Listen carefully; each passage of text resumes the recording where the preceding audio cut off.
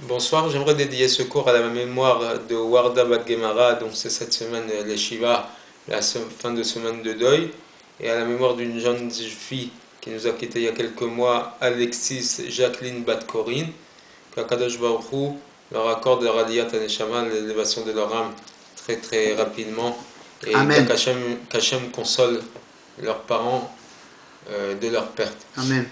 La paracha de la semaine, c'est la paracha de Korach. Bien qu'on sache qu'il n'y a pas d'ordre chronologique dans la Torah, l'histoire de Korach arrive juste après l'histoire des Meregelim, dont on a commenté la semaine dernière l'histoire, donc ces fameux 12 explorateurs que Moshe Rabbeinu a envoyés en Israël pour pouvoir conquérir la terre. Et finalement, qu'est-ce que c'est que l'histoire de Korach? Korach, c'est un homme de grande valeur. C'est le cousin germain de Moshe Rabbeinu. Il est riche comme Crésus. Il est aussi sage que Moshe Rabbeinu, autant de sagesse que Moshe Rabbeinu. Il est rempli de toutes les qualités qui pourraient lui permettre d'avoir une part dans la conduite du peuple d'Israël. Et donc il dit à Moshe Rabbeinu, je comprends que ce soit toi le roi, puisque tu nous as guidés lors de la sortie d'Égypte, tu nous as accompagnés pour recevoir la Torah, mais la Keuna, la prêtrise, je pense que j'ai autant de légitimité, autant de part de la recevoir que ton frère Moshe Rabbeinu. Pourquoi donner ton frère Aaron à Cohen, excusez-moi. Donc pourquoi donner toute la part à cette partie de la famille, alors qu'on pourrait partager entre les deux familles. Et c'est ça l'argument qu'il pose. Il dit Madoua titnaseu al kalachem. Il dit à Moshe, pourquoi Aaron et toi vous surélevez, vous vous imposez au-dessus de la communauté d'Hachem, vous n'avez pas plus de légitimité que moi ou un autre de recevoir la Keuna. La suite de l'histoire, ça va être que Moshe Rabbeinu, qui est un homme de consensus, va accepter la possibilité que la Keuna passe du côté de Korach, mais finalement Akadosh Baruch Hu va choisir malgré tout Aaron pour être le Kohen Gadol, le grand prêtre, et l'histoire nous raconte que la terre va s'ouvrir pour avaler Korach, les 250 chefs de communauté qui vont s'associer à Korach dans cette dispute contre Moshe Rabbeinu, et finalement c'est comme ça que la vérité va être proclamée aux yeux de tout Israël, que c'est Moshe et Aaron qui ont raison. Mais comme je l'ai dit au début, chronologiquement cette histoire suit celle des explorateurs. En vérité, c'est après que l'histoire des explorateurs s'est passée que Korach est venu argumenter contre Moshe Rabbeinu. On va essayer d'expliquer quel était l'argument essentiel de Korach dans son attaque virulente contre Moshe Rabbeinu et Aaron. Les explorateurs ont déclaré que pour être proche d'Akadosh Baruch Hu, il vaut mieux rester dans les mêmes conditions qu'il y a dans le désert, comme je l'ai expliqué dans le cours de la semaine dernière. Pour ceux qui ne l'ont pas écouté, vous pouvez toujours aller le voir. Les conditions de vie d'Israël dans le désert, c'est que tous les besoins matériels les accompagnaient directement et miraculeusement, puisque la manne, c'était cette nourriture céleste qui leur donnait à manger de tout et n'importe quoi. Le puits de Myriam leur procurait l'eau qui était bien évidemment nécessaire et plus que nécessaire dans le désert. Leurs vêtements grandissaient sur eux et se lavaient, ne s'abîmaient pas. Et donc dans le désert, on n'a aucun problème de vivre notre vie de juif sans aucune préoccupation autre que celle de l'étude de la Torah et l'attachement à Dieu. Alors qu'en rentrant en terre d'Israël, le véritable problème c'est de devoir travailler la terre, de devoir commencer à vivre de l'agriculture, d'être paysan, et ça va nous prendre du temps pour pouvoir étudier la Torah. Et donc, finalement, Moshe Rabbeinu leur répond que l'attachement à Dieu spirituel n'est pas l'essentiel, c'est l'action qui est essentielle. La mitzvah, l'accomplissement de la Torah et des mitzvot d'une manière concrète, tout en travaillant donc, et en étudiant la Torah au même moment. La chose la plus importante, c'est donc l'accomplissement des mitzvot concrètes, et ça on ne peut le faire qu'en terre d'Israël. Et c'est finalement cette réponse de Moshe Rabbeinu qui a fait que Korach est sorti en dispute, en marloquette contre lui. Korach savait que, bien évidemment, qu'au niveau de l'étude de la Torah et au niveau spirituel, Moshe et Aaron sont au-dessus de tous, de toute la communauté, de tout le peuple. Il savait que Moshe Rabbeinu, il a reçu la Torah directement d'Hachem, et que Aaron HaKohen a été le premier qu'il a reçu la Torah de Moshe.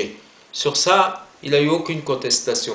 Tant qu'on en était resté à ce niveau-là d'argumentation, il n'a aucun problème pour que ce soit Moshe et Aaron qui dirigent le peuple. Mais dès lors que Moshe lui déclare que l'essentiel, c'est pas l'étude de la Torah, c'est pas l'attachement spirituel à Dieu, mais c'est l'accomplissement des mitzvot qui prime surtout, là, Korach n'accepte pas cet argument de Moshe Rabbeinu. Pourquoi? Parce qu'il te dit, Madou Atitlaseou, pourquoi à ce moment-là vous êtes au-dessus des autres? Si la chose la plus importante, c'est l'action, n'importe quel juif, même le plus simple d'entre eux, qui accomplit la mitzvot, qui met les téphilines et qui accomplit les mitzvot, il est au même niveau que Moshe et Aaron. Vous ne mettez pas mieux les téphilines que les autres, tant qu'on sait mettre les téphilines comme la halakha l'exige. Et là, je précise bien évidemment que les téphilines de la main se mettent au-dessus, au niveau du biceps, et que les téphilines de la tête se mettent au niveau de la fontanelle, donc à la naissance des cheveux. Si on ne les met pas à ces endroits-là, on n'a pas compris comme il faut la mitzvah des téphilines. Donc dès lors qu'un juif, il a appris comment mettre les téphilines, et il met les téphilines comme il faut, il n'y a plus aucune différence entre Moshe et Aaron d'une part, et le reste de la communauté. Quelle est la qualité que vous avez, vous, au niveau de l'accomplissement des mitzvot?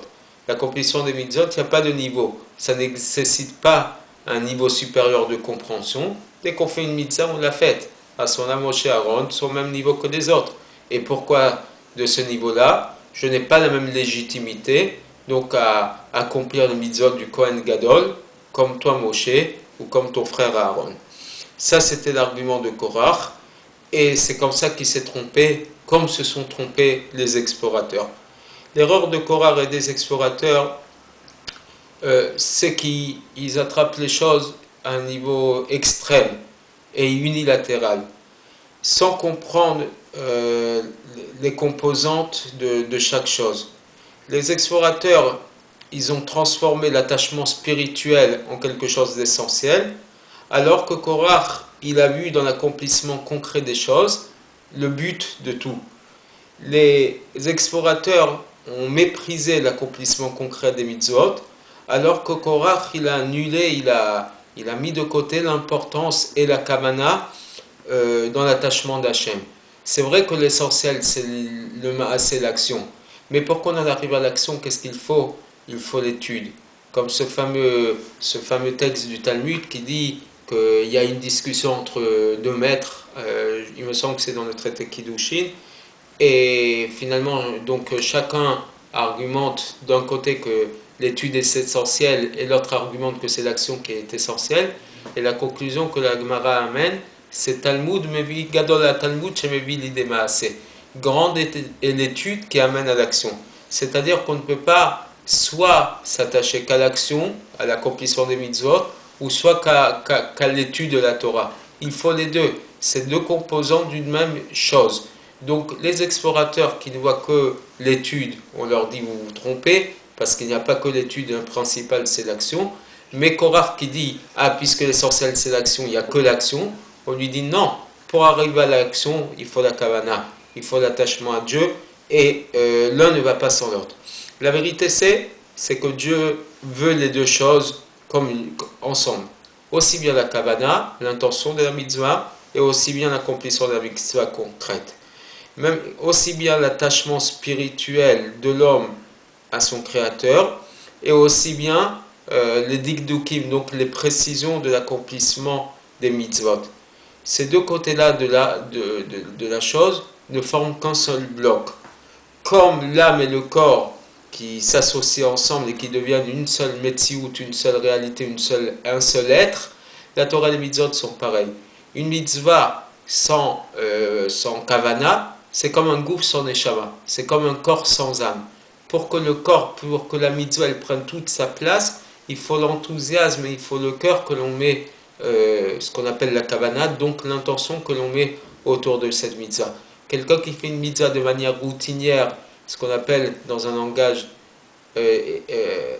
mitzvah Tanashim Elumada, une mitzvah de routine, c'est quelque chose qui va perdre beaucoup de sa valeur jusqu'à que Dieu préserve ne plus faire la mitzvah, parce que justement il n'y a pas de cœur, il n'y a pas de chaleur autour de cette mitzvah. Et c'est ça que ni aussi bien Korach et les explorateurs n'ont pas compris. Les explorateurs n'ont pas compris que toute la valeur de l'attachement à Dieu, c'est quand elle est accompagnée de l'accomplissement des mitzvot concrètes. Alors que l'erreur de Korach, ça a été qu'il n'a pas compris que la mitzvah sans kavana, mitzvah sans intention, c'est comme un corps sans neshama. Et que même la kavana, donc le sentiment et l'attachement que l'on met vers Hachem, c'est une part essentielle de la mitzvah. Et d'ailleurs, c'est bien ce que Moshe Rabbeinu propose au moment où Korach vient argumenter. Il lui dit Boker beyoda Hachem et asherlo. Demain matin, Dieu va faire savoir celui qu'il aura choisi. Pourquoi attendre le lendemain? Demande à Dieu tout de suite ce qu'il veut, qui c'est qu'il choisit. Rachid explique en lui disant demain matin, Dieu va faire savoir celui qu'il a choisi. En vérité, c'était une manière de faire teshuva, de faire revenir Korach et son assemblée à de meilleurs sentiments. Il s'est dit la nuit porte conseil, peut-être que dans la nuit ils vont réfléchir que ce qu'ils font c'est mal, et que demain ils vont changer d'opinion, de manière de voir la chose. Mais en vérité, derrière le mot boker, matin, se cache l'idée aussi de la kavana, de l'intention et de la chaleur que l'on met dans la mitzvah. De la même manière que l'homme ne peut pas mélanger le soir et le matin, il ne peut pas dire que le soir c'est le matin et que le matin c'est le soir, il doit comprendre aussi qu'une mitzvah, elle a besoin de la lumière du matin.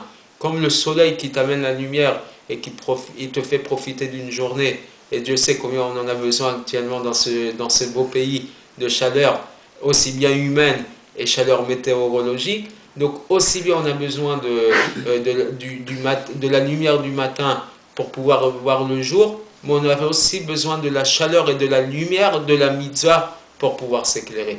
Comme Korach n'a pas compris ce qu'il se passait, Akadosh Baruch Hu a décidé que sa punition serait très très rapide et très très dramatique. Et d'ailleurs jusqu'à aujourd'hui, Korach est en train du fond du trou dans lequel il est plongé. Il est en train de continuer à dire, c'est ça sa teshuva à lui, Moshe emet vetorato emet. Moshe est vérité et sa Torah est vérité. Voilà, c'est le cours. Et j'aimerais juste terminer avec un petit mot parce que ça me travaille beaucoup cette histoire.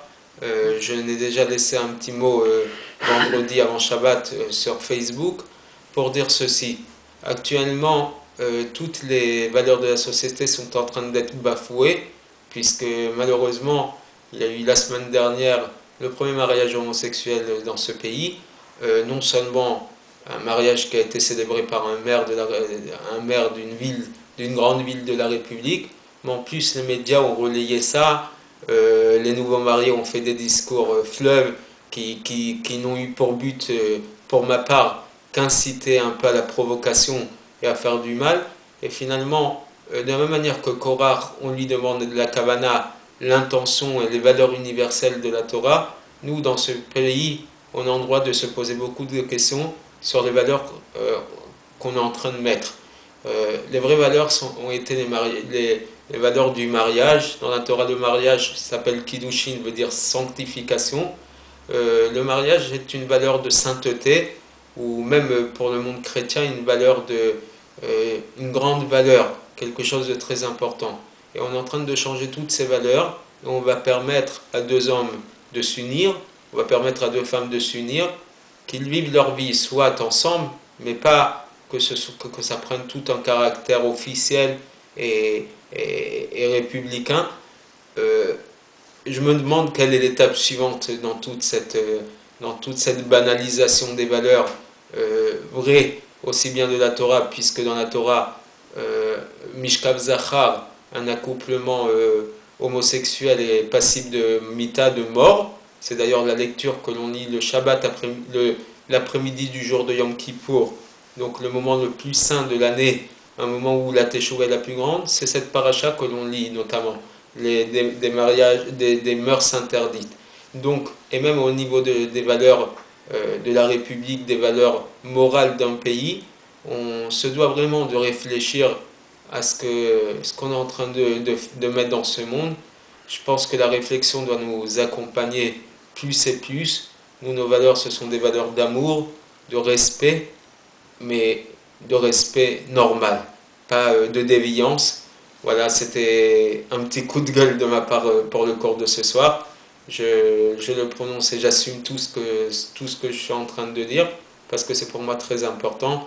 J'espère que de notre réflexion à tous, nous tirerons les conséquences et conclusions qui, qui s'imposent. Et Bezrat Hashem, j'espère qu'ils n'auront pas le temps de mettre en place toutes ces déviations-là, que déjà nous vivrons la venue de Mashiach.